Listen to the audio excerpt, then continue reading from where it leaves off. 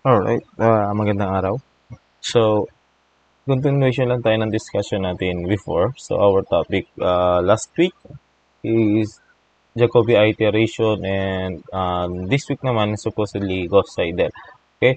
Pero before we proceed with Gauss Seidel, magpo-provide muna ako ng isang sample problem involving four equations for unknown system, or ibig sabihin we have a 4-degree matrix. Okay? So, we will solve this using Jacobi iteration and then we will compare our solution using Gauss-Seidel iteration.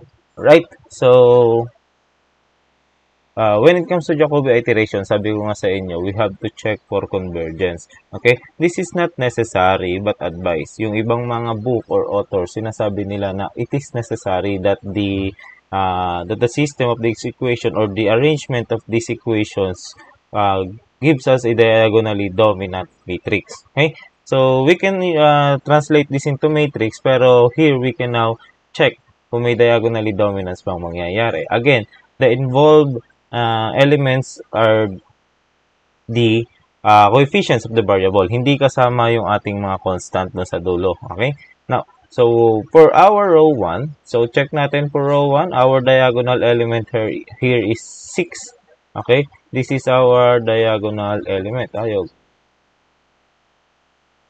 This is our diagonal element. Nawawala yung aking... Ayan. Uy, hindi makafollow. Ayan. Ayan. So, for our row 1, our diagonal element is 6. Okay? Now, the rest of the elements is negative 1, negative 3, and 4, which results to 7. So, the numerical sum of this is 7. So, for a while. Alright. So, the diagonal element is 6, and the sum of the rest of these coefficients, we have 1, 3, and 4. So, you have 8. So, hindi naman greater than yung 6 sa 8. So, 6 is less than 8. Therefore, this is not diagonally dominant. Okay? For our row 2, we have, again, 6 is our diagonal element. And then, the rest of the element has the sum of, ilan to? 4 plus 1 plus 2, which has 7. Again, 6 is less than 7. Pero there is no way na magiging mai-rearrange natin ito na makakakuha tayo ng diagonally dominant. Okay? Because there is no other element greater than 6. Okay? So, there is no way na magiging diagonally dominant ito as well as this one.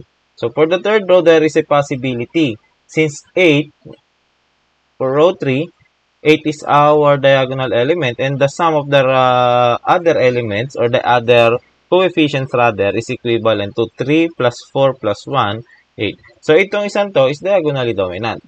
For the last one, we have row 4. Okay? The diagonal element is 6. Right? While the sum of the rest of the elements is again 7. Okay? So, as you can see here, tatlong element yung diagonally dominant. Not diagonally dominant, rather. Isa lang yung diagonally dominant. So, in this case, kahit anong gawin nating arrangement, there will be no diagonally dominant na mangyayari. There is no diagonally dominance. Alright? Because, papapansin ninyo, the diagonal element here is 6. Okay? There is no element or there is no coefficient larger than 6. Okay? So, walang pwedeng maging arrangement sa kanya. So, we will, pag walang arrangement, accept as it is, or later on, pwede nyo namang i-modify. There are other ways na mapapadali nyo to. Pwede nyo siyang i-rearrange. Yun nga lang, sabi ko nga sa inyo, that is pachamba. Okay? So, hindi laging ganun yung nangyayari. Okay. Now, sabi natin, using Jacobi iteration as well as Gauss-Seidel, pareho lang sila ng konsepto. Each equation should solve a unique variable, a unique unknown. Okay? So, if this is our equation 1, this is our equation 2, this is our equation 3, and this is our equation 4. Now, for uniformity, kung ano yung arrangement na equation mo, after mo i-check yung diagonally dominance or kung hindi mo siya convert into diagonally dominance, basta kung ano yung final arrangement ng equation mo, okay, yun na rin yung magkakasunod-sunod ng variable. For example, this is your first equation and then your first variable is W. So, ito nga yung equation na to will solve for W. And these equations, the second equations and is this, and the second variable is x, so it will solve for the variable x or the unknown x. Now, for the third equation, since our third unknown is y, it will solve for y. And ganon din sa last, it will solve for z. Okay? Now, let us rewrite these equations to solve for each value of the unknowns. Simulan natin with the equation 1, w. So, for w, by transposition, nandiyan pa rin si negative 5. Okay? Itong x, pag nilipat ko, magiging positive x. Okay? Itong negative 3y o yung minus 3y, pag inilipat ko siya doon sa equal sign, that would be plus 3y. And yung plus 4z ko, pag inilipat ko, would be minus 4z. And divided by the coefficients of w, which is 6. Okay? This is now our equation for w. Now, for x, we have, ganun din, you have your negative 3 here. Okay? Then, nililipat ko si w. Okay? Si 4w. That is positive 4w. So, paglipat, magiging minus 4w na siya. Okay? And then, yung plus y, pag nilipat ko, magiging minus y. And then, yung 2z, pag nilipat ko, magiging minus 2z. And then, we will divide this to the coefficient of x. The coefficient of x here is 6. Okay? Now, for y, so for y, ganun pa rin yung method. You have 1 here. And then, nililipat ko lahat ng terms involving unknowns except y. Okay? So, you have w, that is positive. So, paglipat dito, magiging negative siya or minus. You have minus 4x, paglipat mo, magiging plus 4x. You have minus 3z, paglipat mo, magiging positive 3z or plus 3z divided by the coefficient of y, which is 8. Okay? So, rewrite ko lang ito. Okay, pag naglalagay tayo ng equal sign, dapat nandun lagi sa gitna ng dividing line. Okay? So, ito, mali din. Okay? Now, for z, let's do the same. Okay? You have 11 here.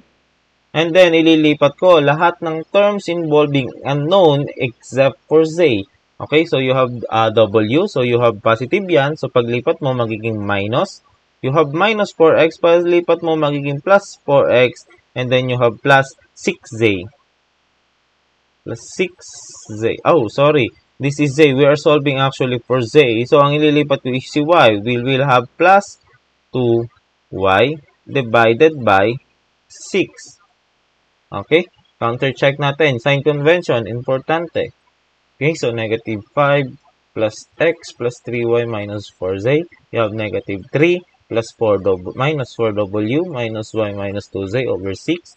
You have 1 minus w plus 4x plus 3z over 8. You have 11 minus w plus 4x plus 2y over 6.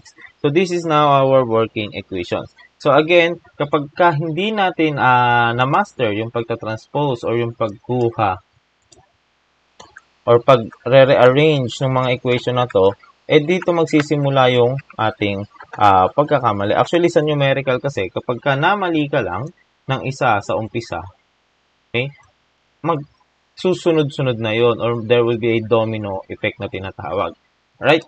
So, for a while, okay, now let's proceed with the iteration. So, ito yung ating working equations. We can now start with our iteration. So, lagi kong ina-advise, okay, magsimula muna kayo sabay manual iterations para naman hindi nyo makalimutan yung konsepto. Kasi madaling gamitin yung calculator. Actually, there are calculators na kaya namang mag-solve ng 4x4 or 4 equations for unknowns. Okay? Pero when it comes to board exam, minsan kasi hindi consistent kung anong type ng calculator. Minsan gusto tanggalin ni examiner. Alisin natin yung may shift solve. Alisin natin ngayon yung may equation solver or yung may 4 equations for unknown. So, in order for you to have a powerful tool, kailangan nyo rin naman syempre ma-master yung mga ganitong method. Okay? Para nang sa gayon, tanggalin man yung 4 equations for unknown or the equation solver sa board exam, makakapag-solve pa rin kayo. Right? So, start tayo with the conventional method or the mano-mano or the by hand method. So, we call this the iterations. Okay? Now, for the initial value, WO is equal to XO is equal to YO,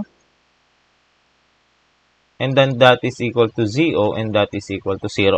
Okay? So, ito ini-state ko naman. Okay? So, if ever na hindi stated doon sa inyong mga problem, use 0. Okay? If not, you can assume any value. Alright? So, let's start with our first iteration. So, iter 1 na lang. First iteration, or we can call this iter 1. Iteration 1. So, let's solve for x. Hindi ko makita equation. Or w rather. So, to solve for w, we have w is equal to negative 5. Okay. Plus x, the value of x is 0. Okay. Plus 3y, the value of y is also 0. Okay. Minus 4z, the value of z is 0. Over, we have positive 6. Therefore, this is negative 5 over 6. Okay? Now, when you are doing iterations, so sabi ko sa inyo, even though this is an approximate solution or ang nakukuha natin values are decimal later on, okay, it is much better na use fraction during iteration if possible. Okay, as much as possible, use fraction kasi ito yung magbibigay sa inyo ng exact solution. Okay, malaki yung epekto ng rounding off pagdating sa mga iteration since our stopping criteria or our condition, stopping condition is to meet our preferred preferred precision or yung ating term na sinabi ko sa inyo na nakaraan. Yung 0.001, okay? Tolerance, okay? So, to reach our preferred tolerance, mas maigi na wag na lang muna tayo mag-round off, okay? So, sa calculator din naman, hindi tayo nag-round off. Alright, so we have x now. X is equivalent to negative 3.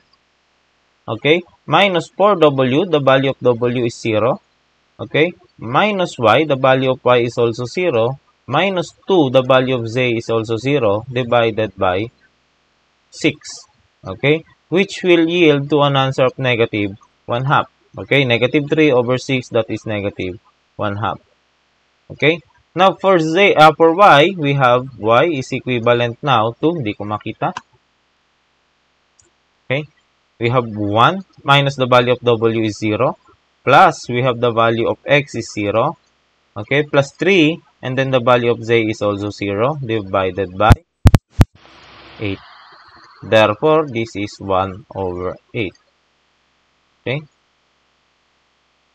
And for z, we have 11 minus 0. Plus 4 multiplied by x is also 0. Plus 2 multiplied by y is also 0. Divided by 6. So, you have positive 11 over 6.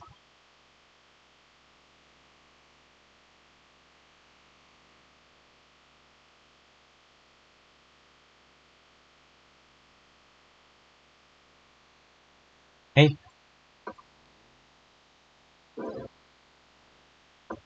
So, tapos na tayo with our first iteration. We can now proceed with our second iteration. So, kukunin ko nga lang ito. Then, ipapakat ko dito sa screen, ko lang ito. Since hindi ko siya makita. Okay? So, kukunin ko to. And then, ilalagay ko dito sa other window ko. Ayan. Para hindi natin makalimutan. Okay? So, ganun na lang din gawin nyo while discussing this. I-copy nyo to para hindi kayo maligaw. Okay? So, we can now proceed with our iter 2. Okay? So, we have w. Okay? We have negative 5 plus x. The value of x now is negative 1 half from our previous iteration. So, you have negative 1 half. Okay? So, sa second iteration, ang gagamitin na natin ay yung values na nanggaling from our previous iterations. Okay? Previous iteration baka malito kasi kayo pagdating kay Gauss-Seidel. Okay? Pagdating kay Jacobi, then the following iteration, ang gagamitin natin values are from the previous iteration. Previous iteration. Right? So, you have minus x plus 3y. The value of y is 1/8, 1 over 8. And then we have minus 4z. The value of z is 11 over 6. And then we have here divided by 6, which will yield to an answer of, for a while. Okay, so you have negative 5 minus 1 half,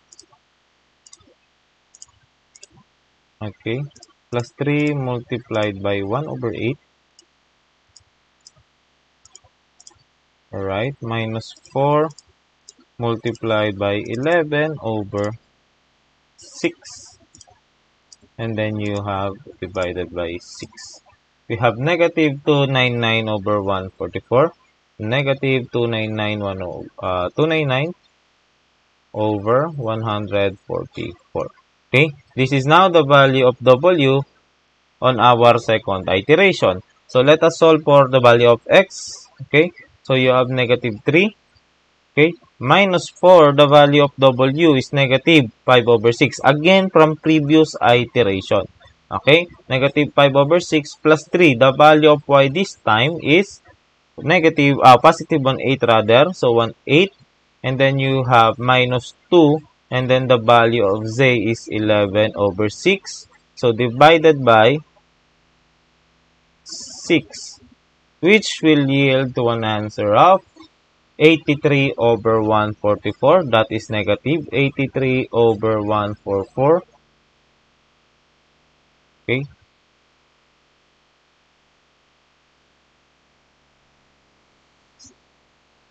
So, for iter 3, you have y3, y sub 3. Nakalimutan kong lagyan ng sub. Ay, iter 3 tuloy. Iter 2. So, y sub 2. So, lagyan natin ng subscript para hindi tayo malito. Ayan, y sub 1, z sub 1. So, y sub 2 now is equivalent to, wow,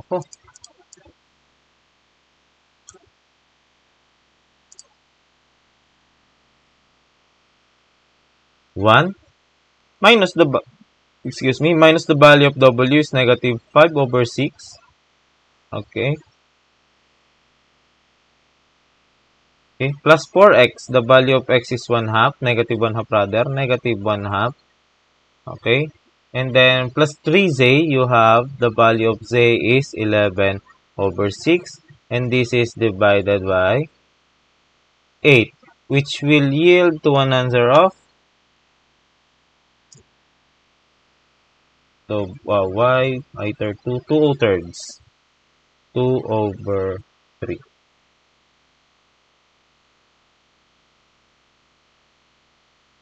Okay, for z2, we have 11 minus the value of W from our previous iteration is negative 5 over 6.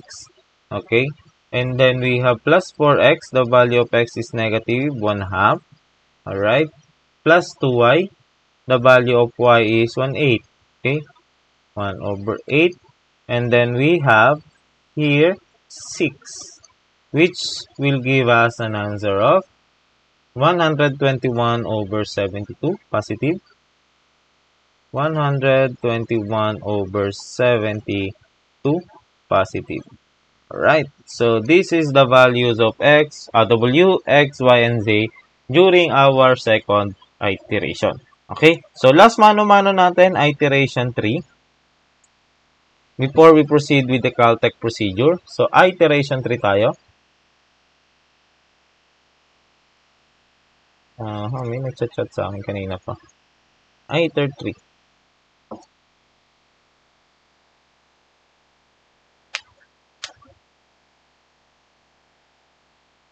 Okay, so iter 3 tayo.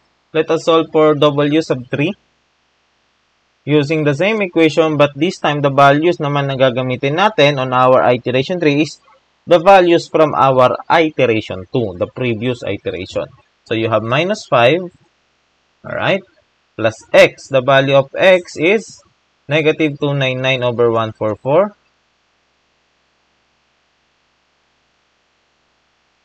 Alright. Plus 3y, the value of y is negative, positive 2/3. Alright, plus the plus 4z or minus 4z rather. So you have minus 4 and the value of z is 121 over 72 divided by 6. Which will give an answer of negative 1,483 over 864. Okay? So, you have x sub 4. Parang motor lang to, x4. X sub 3 pa lang pala tayo, sorry. So, x sub 3 now is equivalent to negative 3 minus 4w. The value of w is negative 299 over 144. Okay? Minus y. The value of y is 2/3. Shit, we have a sorry. Language. So, ito, malila ko ng input pero tama yung sagot. This should be negative 83 over 144. Nagtataka kasi ako, bakit magkamukha? Okay? So, you have minus y. The value of y is 2/3. And then, minus 2. The value of z is 121 over 72. Divided by 6. Which will give us an answer of third iteration. Value of x is 23 over 108.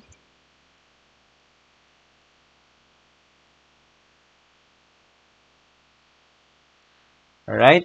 And then we have now y3. So y3 tayo. You have 1. Minus the value of w from our previous iteration, negative 299 over 144. 4. Alright. Plus 4x, the value of x is, from our previous iteration again, negative 83 over 144.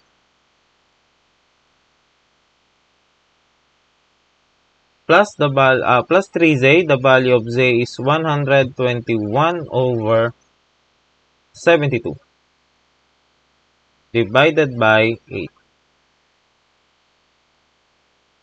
Hindi na naman kasya. Then this will yield to an answer of 93 over 128. 93 over 128. Okay. And then you have Z3.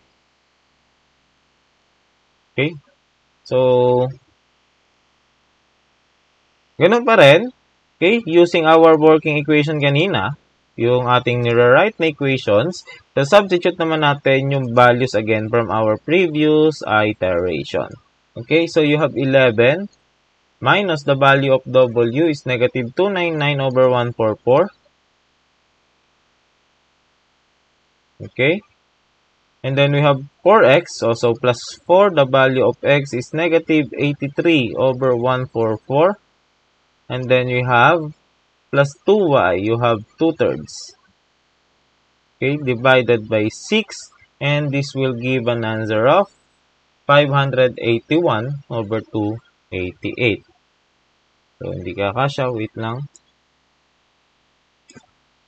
Zoom natin ng konti na lang. Ayan. So, we have equals either 3581 over 288. 581 over 288. Okay? So, this is now the values of x3, y3, z3, and w3. So, from this point onwards, since nakita na natin, na alam naman pala natin yung conventional method, pwede tayong gumamit ng technique kasi sobrang haba. Okay? So, if we will be doing this conventional method lagi, so parang mauubos yung time. Since ang kalaban natin lagi dito is time, okay? So, we needed some help, some technique, okay? Para mapabilis yung ating pagsusolve. So, this time, gagamit tayo ng calculator. Kaya ba ito ng calcu na to? Since this is only for equations for unknown, unless otherwise, hindi kakasya yung syntax. Okay? So, sulat muna natin. So, the variables are w, x, y, and z. So, unahin ko muna yung input nila, yung previous value. Okay? So, ilagay ko yung previous value nila as f. Ito yon yung f dito. F, capital X, capital Y, and M. And then yung current value, saan natin ilalagay? Basically, yung current value. Okay? So, yung current value, ilalagay natin sa A, B, C, and D. So, as you can see here, E na lang yung available sa atin. So, hindi na pwedeng magdagdag pa ng variables. Okay, dapat kasi at least dalawa. You have the previous and the current. Pero pagdating sa Gauss-Seidel actually, mas may expand natin itong mga variables. Okay? So, isulat muna natin ito. Okay? Into calculator syntax, unahin natin yung mga previous values. Dito tayo mag-i-input. Okay? Pag nag-calc tayo, dito natin muna ilalagay yung previous values. So, you have F, and then you write semicolon, you have X, and then you have Y, and then you have M. Or semicolon, colon pala. Okay? So, this is the first portion. But this is optional. Pwede nyo tong hindi ilagay doon sa inyong calculator. Especially kapag okay, hindi na enough yung space ng calculator for another syntax or hindi nakasya sa calculator. Pwede mo tong alisin. Okay? So, nilalagay ko lang ito to make sure na namomonitor ko yung values, the change in values. Alright? So, you have semicolon again, and then you will write your first equation, W. So, sabi natin, W daw, the current value of W is A. Okay? By the way, this is the previous versions, or the previous values, the previous iteration. Okay? Ito yung ating mga previous values ng W, X, Y, and Z. And now, ilalagay naman natin dito sa kabilang side yung current values. So, the current value of W is A. And the equation for W is negative 5 plus X. Our previous value of X is also X. Okay? Plus 3Y. The previous value of Y is also Y dito. And then minus 4Z. The previous value of Z is dito, M. Okay? Divided by 6. Again, colon. Okay? So, ibig sabihin ng colon kasi you are solving multiple functions at the same time or consecutively, sunod-sunod. Okay? Now, the current version of, the current value of X is B. And to solve for the current value of B or X is, we use this equation. So, you have negative 3, okay, minus 4W, the previous value of W is F, so you have 4F, okay, minus Y, the previous value of Y is also Y. Okay. Minus 2Z. The previous value of Z is M. Okay. Divided by 6. Alright. So, again, add colon. Huwag kakalimutan si colon. And then you can now proceed with Y. The current value of Y from our table is C. Okay. And then we have 1. Minus the previous value of W is F. Okay, plus 4. And the previous value of X is also X, capital X, plus 3Z. Okay, the previous value of Z is M. So, this will be 3M divided by 8. Alright. So, colon again.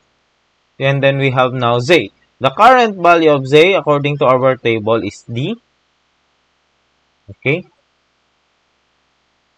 And then, we have 11 minus the previous value of W is F. Okay. Plus 4X. The previous value of X is also X. And then we have plus 2Y. The previous value of Y is also Y divided by 6. Okay. This is now our syntax. This is the second portion or the second part of our syntax which involves the calculation of the current values. Okay. Current values. This is basically, this is our previous iteration and this is our current iteration. Okay? So, i-type natin sa calculator. We have F and then you have colon. Okay? You have X and then you have Y and then you have, colon. You have Y and then alpha M, alpha M. Okay? And then another colon. You have alpha A. Alpha equals, okay? Fraction tayo. You have negative 5 plus alpha X plus 3 alpha Y minus 4 alpha M divided by 6. Another colon. You have alpha b. Alpha equals. Okay, fraction tayo. You have negative 3 minus 4f. Alpha f. Oy! Tama. Minus 4f. Okay. Minus y. Okay. Minus 2 alpha m. Oops. AC. Balikan natin. 2 alpha m. So, kung magmamali kayo, huwag niyong pipindutin yung equals, replay button. Ang pipindutin niyo si AC. Tsaka pa lang kayo magre-replay. Huwag directly replay. Kasi pag directly replay, isang function lang yung babalikan niya.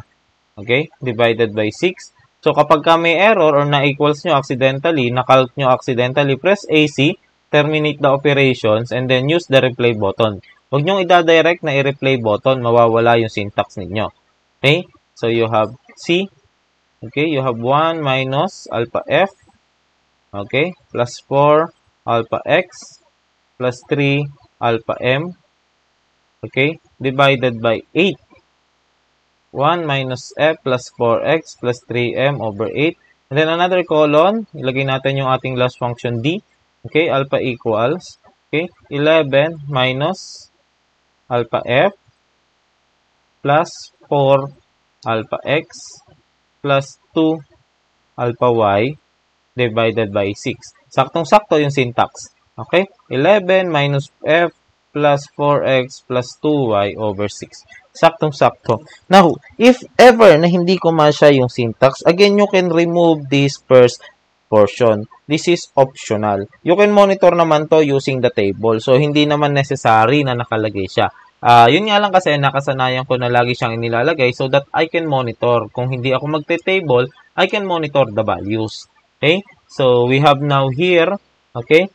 We have now the current values of x or our variables. Ilagay muna natin. You have W, X, Y, and Z. And the current values of W, X, Y, and Z. Ang ilalagay natin dito is A, B, C, and D. Alright? And then you have our previous iteration. I think that is iteration number 3. So, on our iteration 3, get the values. Let us get the values using the iteration 3. So, snippet ko lang to. Windows Shift S. Okay. Alright. Oops. And then, paste ko dito. Oops. Then, balik tayo sa 95, 100. Okay.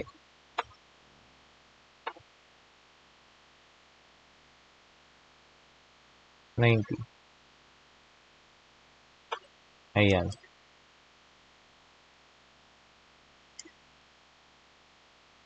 Okay. So, on our iteration 3, lagay ko na lang dito, iteration. Okay. So, on our iteration 3, mali ako nang nailagay. Windows V. Mali ako nang nakuha. So, delete. Kunin natin ulit. Windows Shift S. Ayun. Control B. Control B.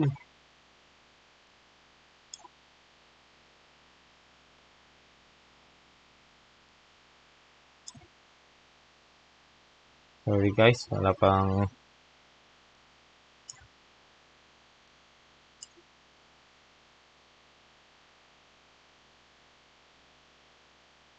ayaw niya sumakto sa 90.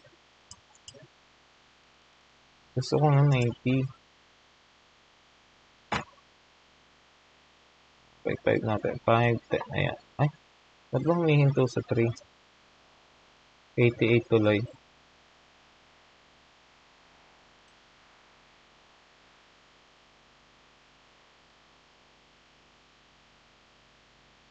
Ayan, okay na nga yan. 89. Okay, so lagay muna natin yung values. During our iteration 3, we have negative 1,483 divided by 864. And then, for x3, you have 23 over 108. Okay? And then for y3, you have 93 over, I think 128 yun. 93 over 128. And then for our z3, we have 581 over 288. 288. Okay? So we can now proceed with our fourth iteration. Pwede ko na itong i-delete. Okay? Delete ko rin yan.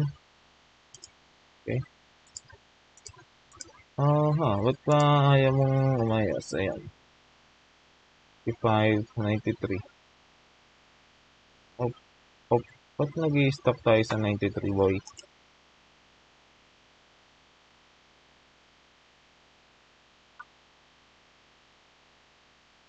Ito yun, 90. Yan, perfect.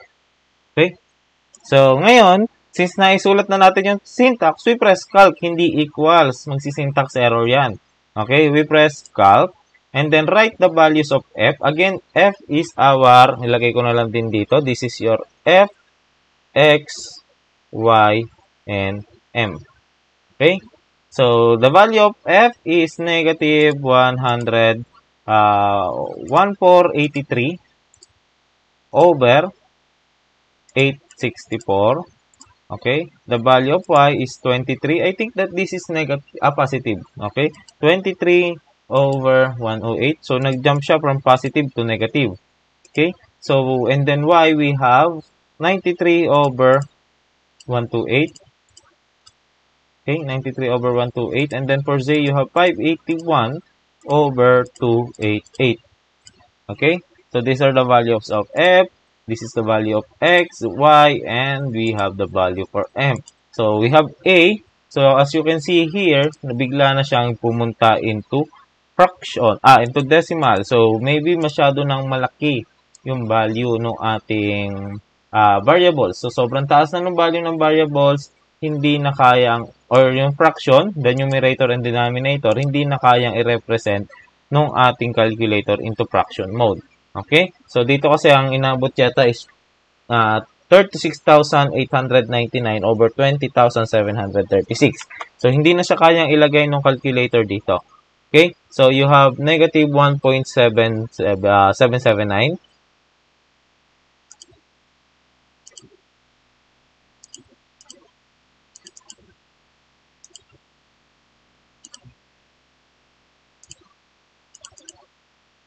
So, dito. Negative 1.779, negative 1.779. So, wala akong table dito, pero gawa na lang kayo ng table. Mahirap kasing gumawa ng table dito. And then, for B, you have, ito kaya pa. Or this is actually 0.14925. Yung bar na yun sa taas, ibig sabihin nun, yung mga number below the bars are repeating. Okay, inulit lang daw ito, paulit-ulit lang. Okay, so kunin lang natin yung tatlong decimal. You have negative 149. Okay? So, from positive, nag-jump na naman tayo to negative. Negative 0.149. So, medyo hindi stable yung values ng x. Okay? Pero okay lang yan kasi titingnan pa natin on our following iterations. So, you have 1.203. Okay, so you have 1.203. Okay. Actually, question yan kung round up or round down kasi the following will be rounded up. So, si 5 would be 6 and then so on and so forth. Okay. For D, you have positive 2.5, 504, 2.504. Right? And then you have for fifth iteration. Okay. So, hindi pa dito. As you can see, malaki pa yung difference. So, the following iteration, instead of writing this down here, ilalagay na lang natin kung ano yung mga previous value niya. Okay? So, tinatanong niya, ano daw yung value ng f? Okay? So, the value of f should be this one. Or, from our previous calculation, yun si a. Diba? Okay? Ito yon yung a natin kanina. Sila na yung magiging previous value. Okay? For x, that would be b. That is the previous value na. For y, that would be c. And then for m, that would be d. Okay? So, in this case, wala tayong rounding off na magaganap. So, you can now get the value of a, which is 1.9926. negative 1.926. Okay? And then you have, again, nag-consistent na siguro to negative. Okay, you have negative 0.38349. And then you have 1.212 positive. And then you have 2.431. 2.431. Okay, then following iteration tayo, again, A for F, B for X, C for Y, and then D for M. Right? So this is now our sixth iteration. Sixth iteration, the value is negative 1.906. So as you can see here, lumalapit na yung values. Okay? You have negative 0.228. Ito medyo unstable pa siya. Pero tingnan pa natin sa mga susunod. Okay? So you have positive 1.103. Again, consistent pa rin tayo within 1. Okay? Then you have positive 2.326. 26. Okay, we can now continue for our 7th iteration. Again, the previous value na ngayon nung X or nung W is yung kaninang A.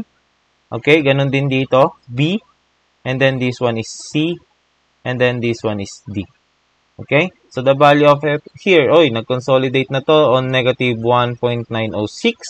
Alright, and then you have negative 228, 0.228. So, consolidating na yung values, converging na tayo.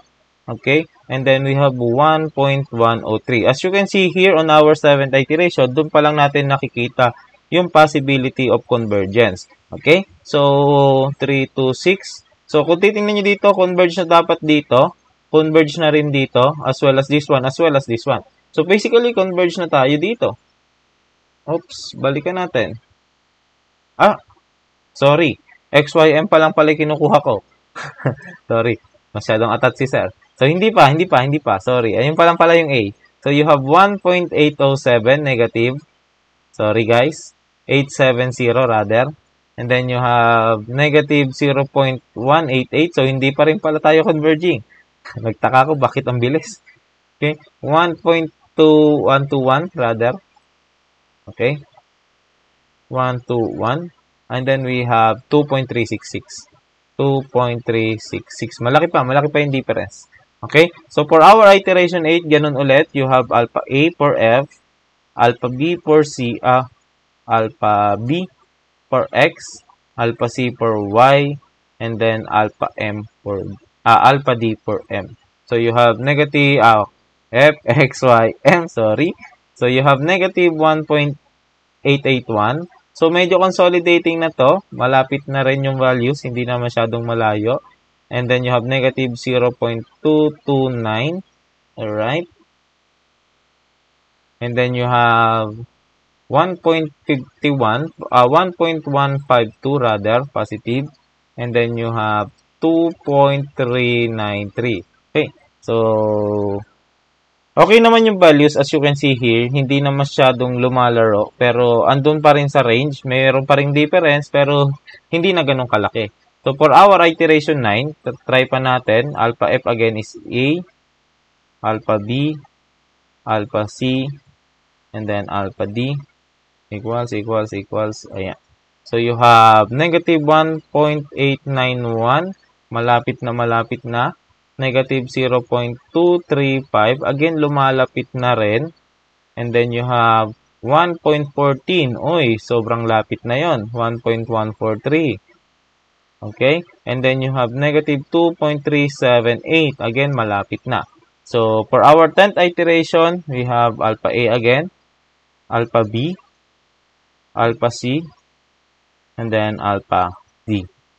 Okay? Yan. So, for our 10th iteration na yun, sobrang lapit na. 887. Okay? So, you have negative 0.223. And then, you have 1.136.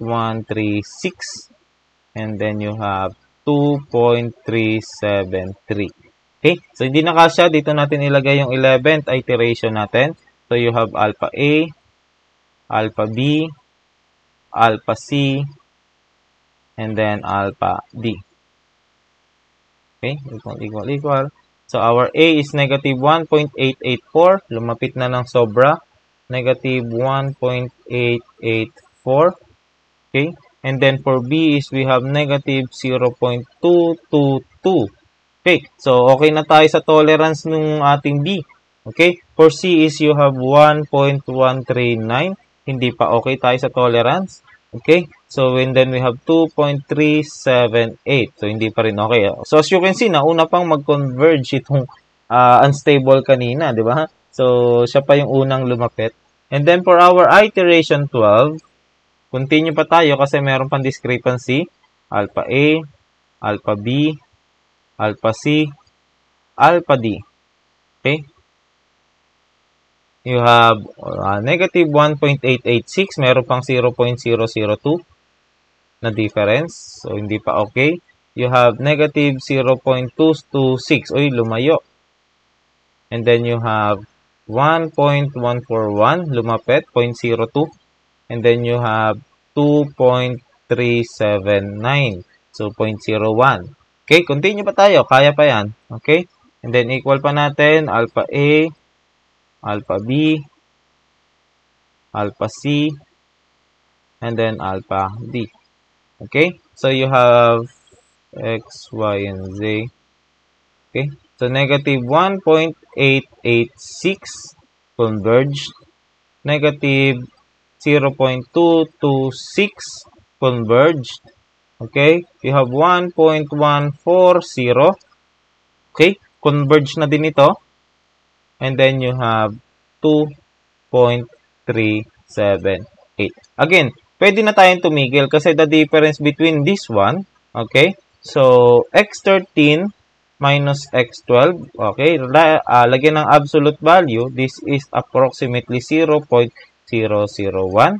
Okay? Then the absolute value, W rather. Okay? So, x13 minus x12 naman, that is also, ito 0 nga ito eh. Okay? 0, 0, 0. And then this one is, okay? So, this one is 0.226. Again, 0.000. Okay? And then you have the absolute value of our y13 minus y12. That will give us, okay? So, dito 0 to. Oops, baka may mali ako dito. I-check ko nga. fxy. Okay, this is 140. Okay, 141. 141. Okay, this is 0.001. Okay, okay na tayo dyan. And then, yung ating Z13 minus Z12. Okay, that will give us another 0.001. So, okay na rin tayo dyan. Okay, so converge na tayo. Pero kung gusto nyong itry pa, wala namang kaso. Okay. So, lagay ulit natin. Isa pa. For checking lang. Okay. So, lagi ako nagda-try pa ng isa pa, another iteration, to check if this is really converge. Baka naman, hindi pa yun yung talagang value. So, you have negative 1.886. Converge na talaga. You have negative 0.225. So, converge na rin talaga. Okay, 0.001 na rin yun. You have 1.3139. Okay, converge pa rin. And then you have 2.377. So, converge pa rin. Although, lumaki yung difference, pero the values are within the range of, within the tolerance. Okay? So, kung gusto mo, i-try pa natin ng isa eh. Okay? Alpha B, alpha C, and then you have alpha D. Okay? So, for our 15th iteration, you have negative 1.886. Again, consolidated na to sa value na to. And then, you have 0.225. Uy, converge na converge. And then, we have 1.140. Alright, medyo bumalik doon sa value ulit na yon. Okay, and then you have 2.378. Okay, so these are the values. So, basically, okay, for our final answer, since na-check naman natin yung tolerance at okay na tayo dyan, okay, the value is for x, the value of, for y muna, w rather, sorry, nalilito na rin ako. For w, okay, the approximate value of w is negative 1.886 Okay? And then the approximate value of x is negative 0.225. And then the approximate value of y is equivalent to 1.140. And then the approximate value of z is equivalent to 2.378. So basically, itong last iteration sa kung saan napansin mo, okay na, stable na talaga yung tolerance, hindi na nagbabago. Yan yung ating final answer. And ito yung ating kasagutan. Okay? So hindi ito yung exact values, but this is approximately equal to those values. Okay, so that is our Jacobi iteration, my friends, and that would be your first quiz. And we can now proceed with our second topic, which is Gauss-Seidel iteration. Okay, so sabi ni Gauss, hindi siya patatalo kay Jacob Jacobi. Kalimutan ko, Carl Jacobs Jacobi. Okay, so ngayon si Gauss naman, si Carl Friedrich Gauss, nakalimutan ko yung mga pangalan nila, nalilito na rin ako. So sabi ni Carl Friedrich Gauss with Born-Seidel, gagawa sila ng isa pang solution, or we call this also Liebman method. Okay? So sabi nila, mahirap daw masyado, and we can also upgrade or modify yung method ni Jacobi para mas mabilis yung convergence. Okay? So, same condition pa rin sila, same initial requirements. Although, sabi ng ibang authors na nag-present ng Gauss-Seidel, sabi nila, required daw kay Gauss-Seidel na diagonally dominant and also positive, okay, lahat ng members. Pero hindi naman actually laging ganon. Okay? As you can see here, we can try Gauss-Seidel using the same problem, and let's see kung magka-converge tayo with the same answers. Okay? So, using Gauss-Seidel naman tayo. Ikunin ko lang ito. Alright. Control C. And then, paste ko lang siya dito. Control B.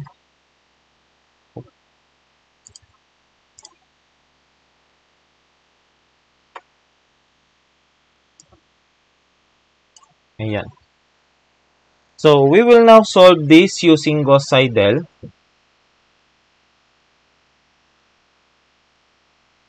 So, simulan muna natin ng mano-mano, and then, i-modify natin yung syntax na to. Or yung tinatawag din itong Liebman method. Okay? So, same method, magkakaroon tayo ng same working equations. Okay? So, kopyahin ko na lang dito yon. I think ito yon.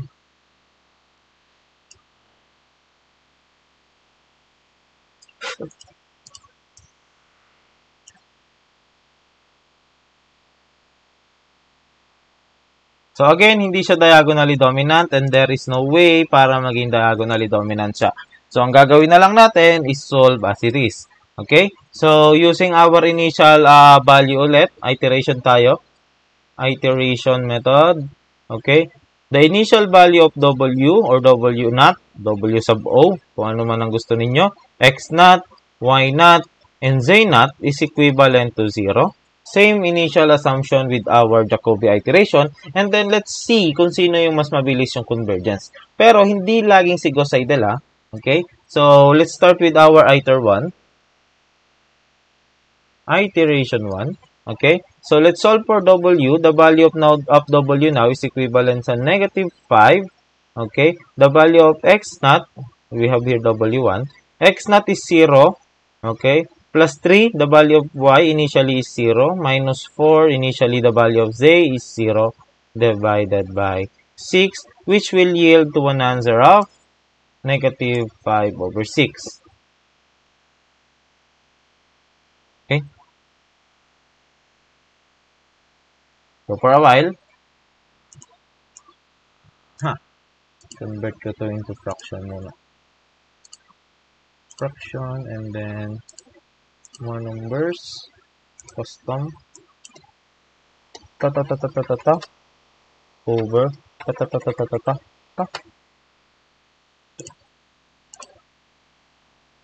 Okay. Yan. Nice. Alright. So, you can now solve for x1. Inayos ko lang yung Excel ko actually. So, if you want to see kung ano yung ginagawa kanina. Ito yan. Ayan. Naka-Excel na kasi lahat yan sa akin.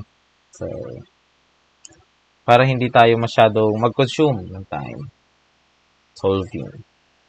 Okay. So, you have x1. Okay. So, the first value of x1, ganun pa rin. You have negative 3 minus 4w. But this time, yung value na gagamitan natin for w is the value from our previous calculation. Hindi na previous iteration, but previous calculation. Since na-solve na natin si w previously, ito ang ginawa natin, hindi na natin isa-substitute yung 0, but rather itong value na ito, negative 5 over 6. Okay? Plus, o minus rather, ayun, minus y. The value of y is 0, and then minus 2z. The value of z is also 0. Okay? So, and then divided by 6, which we will have a value of 1 over 18. 1 over 18. Let's confirm these values. Okay? So, oops. Meron pa ba akong ibang calculator dito? Calculator. May HP prime yata ako. Try natin to. Medyo pangit yung calculator na to, pero sige. Scientific. Alright. So, you have, paano ba mag-fraction dito? Tingin ko, single line lang to. Single line nga lang siya. Okay? So, unahin muna natin yung numerator. You have negative. Paano maglagay ng negative? Ayun. Plus minus. 6. Alright. So, negate? Ba't negate?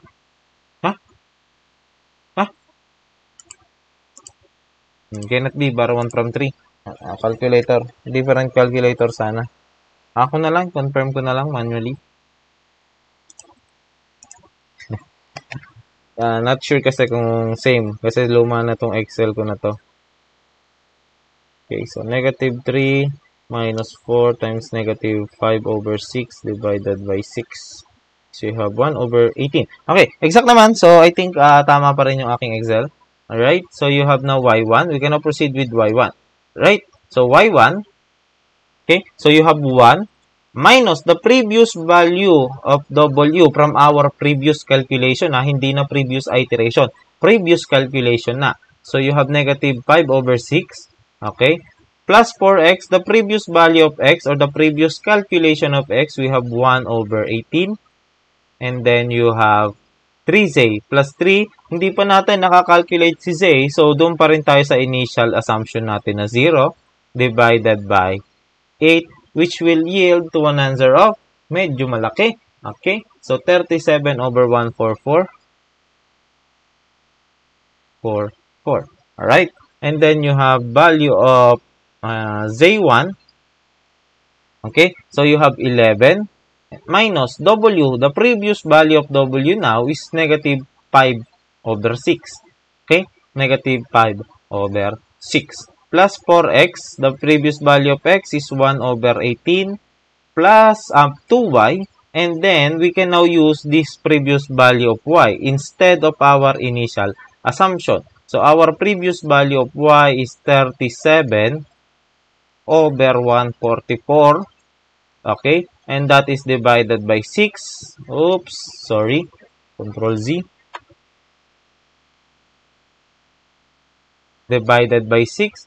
Which will give us 905 over 432. 432. Okay.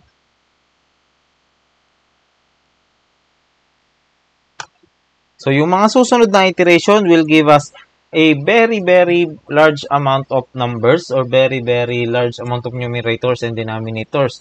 So, mas maigi kung i-calculate nyo to naka-decimal. Yun nga lang, magkakaroon tayo ng problema with the rounding off. Sige, i-retype na lang natin. Wala, no choice eh. Walang no choice. Okay? So, iter 2. Tayo. Iter 2, iteration 2. So, you have W1 now. Okay? So, copy ko lang saglit yung aking working equations to this one. Okay?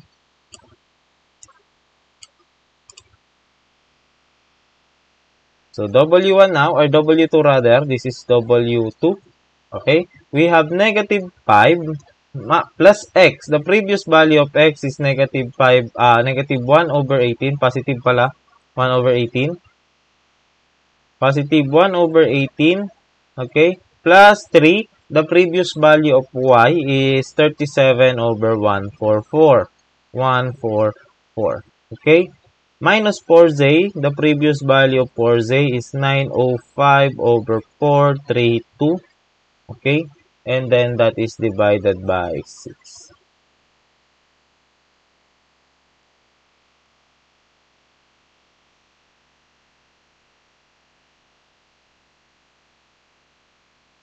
So, ito, magbibigay sa atin ng number na medyo mataas yung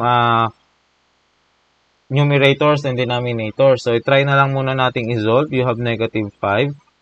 Okay. Plus 1 over 18. Check natin if it will yield to the same result.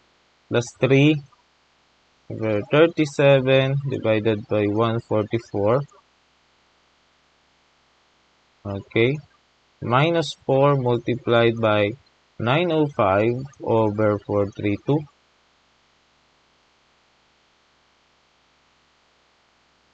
Divided by 6.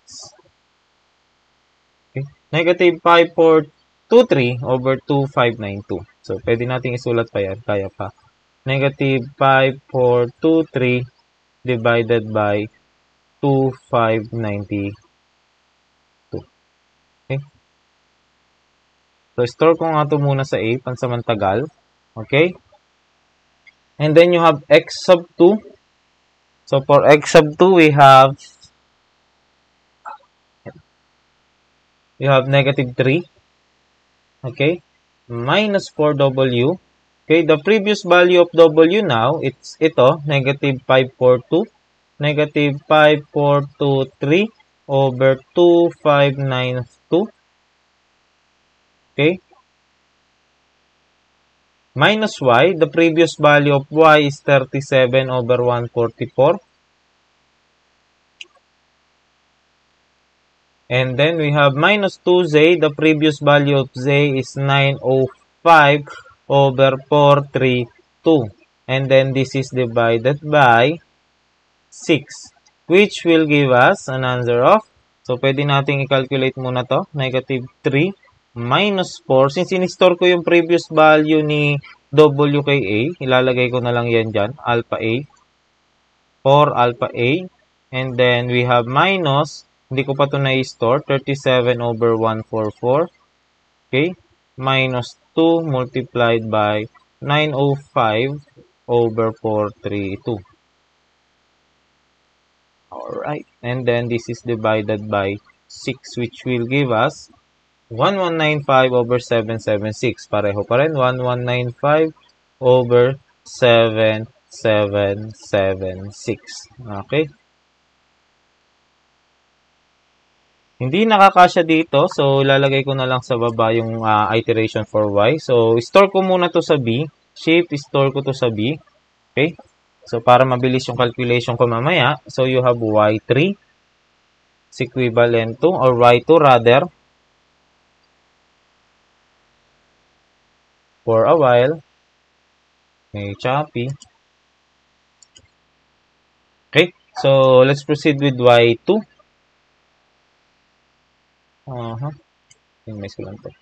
Okay, so for y2, we have 1 minus w. The previous value of w now is ito, mahaba, negative 5423 over 2592. Okay, plus 4x, the previous value of x now is 1195 over 776 over 7776, tatlong 7 and then 6. And then we have plus 3z. Okay, the previous value of z is 905 over 432.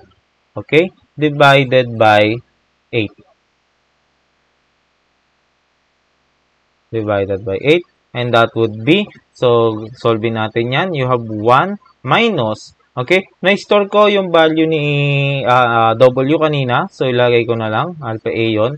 Plus 4, na-store ko din yung value kanina ni X sa alpha B. Okay, si Z hindi ko pa na ilalagay. So, ilagay ko na lang dito muna, 905 905 over 432. Okay? Okay? Divided by 8, which will give us, okay? So, wala na siya, hindi na kaya. So, check ko lang dito. Iter 2 pa lang tayo. Bakit hindi na kaya? Number. 3 decimal tayo. So, 1.249, tama. 1.249. Okay? So, instead of, anuhin ko to, isulat ko lang, and then type ko mamaya, store ko na lang din kay C para accurate yung solution ko mamaya kay Z. Okay? So, you can now solve for Z1, or Z2 rather. So, you have Z2. Okay? Z2 is equivalent to 11 minus the value of W, which is 5 over, ito, 5432, negative 5423 rather, over 2592. Okay? And then we have plus 4. Alright? Plus 4, the previous value of X is 1195 over 7776. Okay? 7776. And then, ulitin ko yun. 776. And then we have plus 2y. The previous value of 2y, lagay ko na lang muna. Pero, syempre, hindi natin to i-round off mamaya. 1 point, kasi nakastore na yan kay C. 249 divided by 6. Okay? Divided by 6, which will give us, so sulat muna natin, 11. Minus, since ito, in-store ko ulit to kay A, so alpha A na lang ulit ito. Plus 4, dito, in-store ko na to kay alpha B. Okay, kay B. Plus, ito, syempre, kasosolve lang natin, kay store lang natin kay alpha C. Divided by 6, we have 2.7 exact. 2.701. Rather, 2.701. Alright? So, ito, i-store ko muna kay D. Shift, i-store ko kay D. This is now the previous values of X, W, X, Y, and Z. So, si A, B, C, and D has the values of X, W, X, Y, and Z. So, pwede ko siyang gamitin sa susunod ko na iteration. So, for my iter 3 tayo. Okay? So, you have W1, W3 rather. This would be negative 5 plus the previous value of X. The previous value of X is 1195. Okay? Over 776. Okay? 7. Isa pang 7. 776. Okay? Plus 3. The previous value of Y is 1.249. Okay? Plus we have minus 4Z. And then the previous value of Z is 2.701. This is now divided by 6. Okay? So, if you want to solve this, syempre na-store na natin yan kanina. Okay? This is X, so that is alpha B. And then this is Y plus 3 alpha Y, that is C, 3C, minus 4 alpha Z is D, divided by 6. Okay? So, you have negative 1.984. Right? So, ganun ulit yung gagamitin natin. You have X3. So, for X3, you have negative 3. Isulat ko na lang yung equation instead of the values para mabilis. Negative 4W. Pero, on your solution, okay, so, write the values na lang din. Right? Minus 2y minus z over 6. Alright? So, sulat natin dito. Mabilis lang naman isulat sa papel. Medyo mahirap lang kasing isulat sa tablet. Right? Negative 4. The value of W is A. Oops, I'm very, very sorry. Okay, store natin to kay A. Papalitan natin yung value of A using these values na. Okay, so store lang natin to.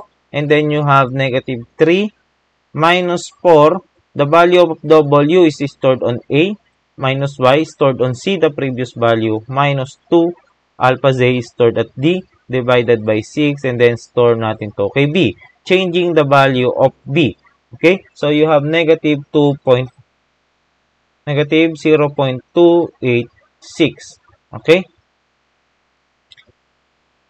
Now, for Y3, you have 1 minus W plus 4X plus 3Z divided by 8. And then we have, okay, since nakastore na to kay B, okay, 1 minus, ang W natin is nakastore kay A, plus 4, yung X natin nakastore kay B, plus yung Z natin nakastore kay D, divided by 8, and then store naman natin to kay C. Okay, you have 1.243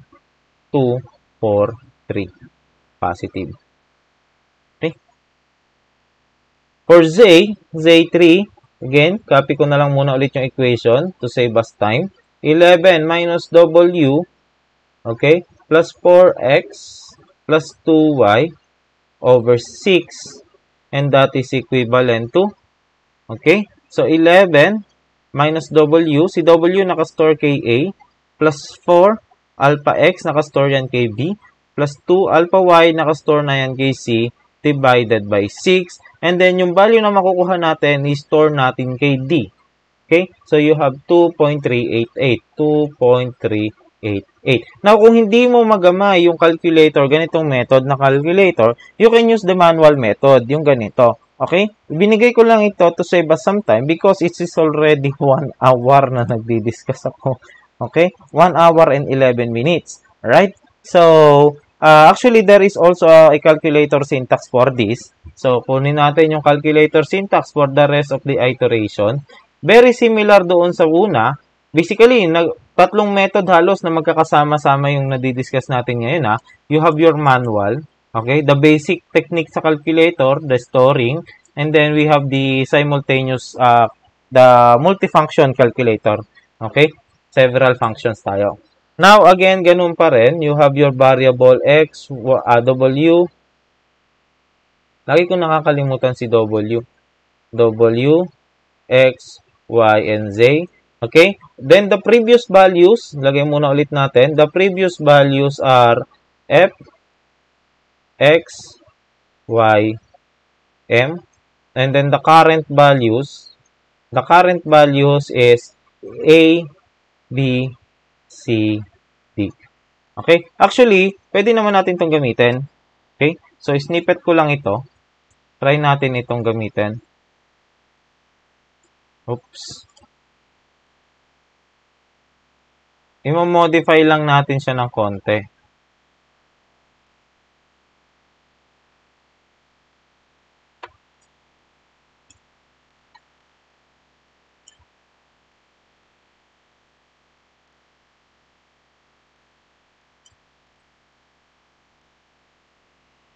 So, this is our previous value, and this is our current values. And then, this is A. Oops, delete ko na nga lang. Then, this is A. Okay? So, F, X, Y, and M. So, okay lang yan. Again, that is optional. Alright? So, dito, okay pa yan. X, Y, and M. The initial input pa tayo. Pero, pagdating dito, alright, dito na magkakaroon ng bago. Okay? So, ano yung value kanina ni W? That is F, di ba? Pero, yung current value na niya on that iteration is hindi na F. Papalitan na natin yan ng A. Gagamitin na natin yung ating previous calculation at hindi yung previous iteration. Okay? So, lahat ng F ngayon on the following is gagawin na nating A. Okay? Alright? So, ganun din dito, since nag-solve na tayo ng B, and B is the value of X, pagdating dito, hindi na yan X. Papalitan mo na yan ng B. Pero, syempre, si M, hindi pa yan nababago kasi wala pa tayong previous calculation for M. Okay? So, ganun din dito, si B, si X, papalitan mo na rin ng B. Okay? Now, dito, since na-solve mo na si C or si Y, pwede mo nang palitan yan dito, Y. Okay? Papalitan mo na yan ng C. So, basically, pinalitan natin yung mga variables na nasosolve na natin. Parang hagdan, sunod-sunod. Okay? Since na-solve ko na dito si A, dito ko na siya ilalagay. Minus 4A na ngayon sa halip na minus 4F because I have the previous calculation for A. Okay? Now, for C naman, since na-solve ko na si A and B, and hindi ko pa nasosolve si M, hindi ko pwedeng palitan si M. Okay? Still, M pa rin siya. Hindi ko siya pwedeng lagyan ng D. Alright? M pa rin siya. Now, for D, since na-solve ko na si A, B, and C lahat, siya na yung lalagay ko rito. Okay? So, ganun pa rin yung syntax. Again, this is optional. Pero even though, hindi na actually tatanungin si f. Actually, dito mapapansin nyo, wala na tayong variable f. Okay? Pwede mo nang alisin si f. Alright? X, Y, and M na lang yung ilalagay natin. So, lagay natin sa calculator, alpha x, alpha y, alpha m. Okay? Colon. Alpha a ngayon, alpha equals, okay? Negative 5, fraction tayo. Negative 5 plus, negative 5 plus alpha x, okay? Plus 3, alpha y, alright? Minus 4, alpha m, divided by 6. Okay, then we have another colon, alpha b, okay? Alpha equals negative 3, okay? Minus 4, alpha a, for alpha a na to. Meron tayong ano dito, nawala si y. Negative 4w, so this is 4a. Negative 4a minus y. Okay, ayun. Okay, so negative 4a minus y, y is also y, minus 2 alpha m. Okay, and then divided by 6. Alright, semicolon again, alpha c, alpha equals, fraction, 1 minus alpha a, okay, plus 4 alpha b, and then we have 3 alpha m divided by 8. And then you have another colon, alpha d, alpha equals, fraction, 11 minus alpha a plus 4 alpha b plus 2 alpha c divided by 6. Okay? X, Y, M, A. So, balikan natin kung paano nangyari. Again, we have the previous, okay, the previous values of the unknown, F, X, Y, and M. And then, the current values is A, B, C, and D. Okay? So, dito, itong syntax natin, so, instead of using, so, dito sa una, wala pa namang nababago kasi, alright, wala pa naman tayong initial value. So, initial assumptions pa rin yung gagamitin natin for A or for solving W. But, pag nagsosolve na tayo ng mga kasunod na unknown or variables B, C, and D, okay, or X, Y, and Z, meron na tayong value ng previous variable. So, for example, dito kay B, nung sosolve na natin si X, meron na tayong value ng A. Okay? Sabi ni Gauss Seidel, pwede mo na yang gamitin dito. Okay? Hindi mo na kailangan magsimula ulit doon sa previous iteration. Pwede mo na yang gamitin dito. Okay? So, pwedeng yung previous value gagamitin na natin. So, that in C, so, sa halip na ang gagamitin ko is F for A or yung previous value ng W, gagamitin ko na yung value ni A on that current iteration. Okay? Ganun din kay B. Gagamitin ko na yung current value ni B instead of the previous iteration. Pero kay M, syempre, hindi pat natin alam yung current value ni M. So, gagamitin pa natin yung from previous iteration. Okay? Now, for D, okay? So, since na-solve na natin yung current value or the present value of A, B, and C, gagamitin ko na yan just to solve for D. Okay? And paulit-ulit lang. Now, if I press calc, tatanungin ako niya ng mga previous value. Ano yung previous value ko ni X? So, ito, nabago. Equals nga. Y is 1.139. M is 2.367. AC. Balikan natin. Calc natin.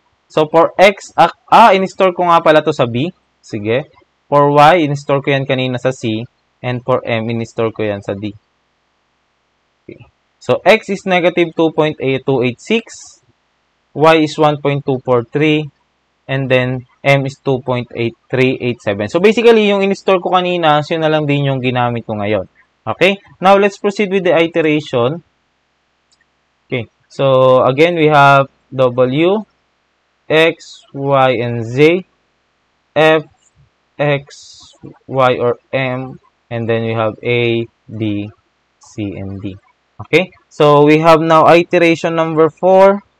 Simulan ko na sa 4, 5, 6, 7, 8. Diyan muna tayo, baka sakaling mag-converge na on these values.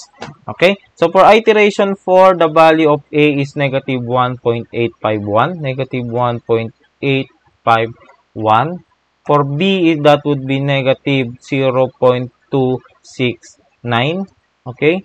For C, you have 1.117. 1.117. And for D, you have 2.335. 2.335. Okay? So, for fifth iteration, ganun pa rin. Pero this time, our X na ngayon is B. Alpha B. Okay? And our Y is alpha C. And our M is alpha D. Okay? So, you have X, Y, and Z. Pareho yan ang makukuha. So, the previous values of X is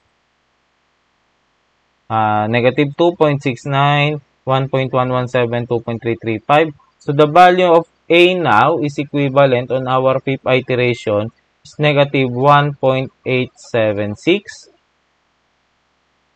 negative 0.214, then we have 1.128, and then we have 2.380. Okay? So, for the fifth iteration, ganun pa rin, alpha X is stored on B. Alpha Y is stored on alpha C. Alpha M is stored on alpha D. So, you have A ngayon is negative 1.891. Medyo malapit na. For B is you have negative 0.220. For C, you have positive ito. 1.144. Okay? And then for D is we have 2.383. Okay? For our 7 iteration, again, yung X is nasa B, yung Y is nasa C, and yung M is nasa D. So, you have negative 1.886. Pa-converge na tayo. You have negative 0.227. Okay? You have 1.141. And then you have 2.337. 377 rather. Okay? So, for our 8th iteration, again, si X ay nasa B, si Y ay nasa C, at si M ay nasa D. So, you have negative 1.885. Okay? Under tolerance na. Negative 0.226. Again, under tolerance na ulit. And then you have 1.139. So, not yet on the tolerance. And then you have 2.377 under the tolerance. So, meron pang isang iteration pa tayo. Iteration 9. So, yung alpha X nasa B. Yung alpha Y nasa C. And then yung alpha M nasa D. Okay? So, you have 8 is negative 1.886 under the tolerance. Okay? You have negative 0.225 under the tolerance. And then you have 1.140 again under the tolerance. And then you have 2.37. Okay? So, kung hindi ka pa satisfied, you can try iteration 10 again. So, yung alpha A natin. Oh, sheesh. Okay. Calc natin. Alpha B. Alpha C. Alpha D. Okay. So, you have now ulit. Asan ako? Negative X is negative 225. Tama, 2245. You have 1.140 and then 2.337. Okay? So, you have A is negative 1.886. Okay? So, converge na. Okay? You have negative 0.225. Again, converge na. And then, you have 1.140. Converge na. 1.140 ito. Okay? And then, we have 2.378 converged. Okay? So, therefore, kahit hindi mo na i-check yung tolerance, although necessary na i-check yung tolerance, from here kasi, makikita mo na pareho yung values. Therefore, our final answer, okay, on our 10th iteration, W is equivalent to negative 1.886. X is equivalent to negative 0.225. And then Y is equivalent sa 1.140. And then Z is equivalent sa 2.378. This is your answer. So again, hindi nyo ito makukuha in one take. Wala namang taong ipinanganak na magaling kagad. So, syempre, mahirap pang intindihin ngayon. Tingnan nga natin yung answers natin. 1.886. Okay, parehong-pareho. Okay, so equal. Okay, so sa ngayon, nahihirapan pa sigurong i-comprehend yung mga nangyayari, mga nagaganap sa solution natin, especially the calculator syntax. Pero once you master this, napakadali na nung magiging proseso ninyo. Okay, ang kailangan nyo na lang i-table, hindi nyo na kailangan isulat yung pag ganito. Okay, so pagdating sa quiz, ang i-require ko on Gauss-Seidel. So sa Gauss-Jordan, same method, parehong-pareho. You have to do the first 3 iteration manually or by hand, mano-mano. And then write the syntax. Okay, write the variables and then the syntax and then proceed with the iteration using the table. Okay, now for Gauss-Seidel, you can follow the same method as what we did on our Jacobi iteration. Okay, so kung ano yung ginawa natin kay Jacobi, ganun yung gagawin natin kay Gauss-Seidel. Although this one is ginawa ko lang ito to save some time. Okay, so marami sa inyo is marahil nagtataka as to what happened on your exam. So, although there are several na sobrang ganda ng turn out ng exam, perfect score. Okay, may nabigyan nga ako actually 90, 100 supposedly yung grades niya, pero kasi hindi ina-accept ng AIMC 100. So, I gave her 99. Okay, so 99 is actually equivalent to 1.0. Okay, so we have 96, 97. Right? So, marami yung maganda yung turnout ng grades, pero yung iba is, although alam yung gagawin, pag nakarating na doon sa may, for example, sa Gauss-Jordan, pag nandun na sa may mga eliminations around column 3 or column 4, tumitigil na. Siguro tinatamad na or ewan ko. Pero yung iba naman actually is natatapos. Meron pang nag-solve using the 3. Okay? The 3 equations. So, she got a perfect score. Okay? So, tinanggal ko na actually yung pangatlo. You have an option between the 3 na lang. You will choose 2 among the 3 solutions during your exam. So, bawi tayo this P2. Kaya pa naman. And then, masterin.